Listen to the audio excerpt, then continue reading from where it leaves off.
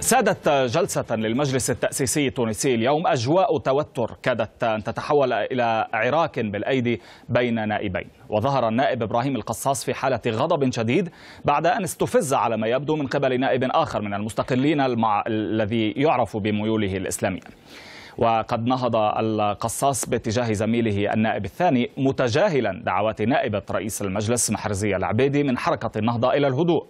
وقد تدخل بعض النواب من فاعلي الخير لمنع وقوع الواقعة تحت قبة المجلس.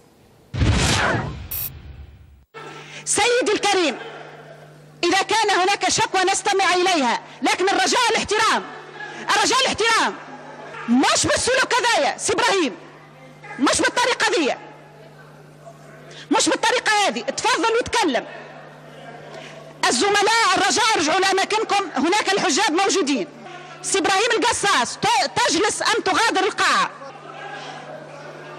ترفع سي إبراهيم القصاص من فضلك، من فضلك، من فضلك.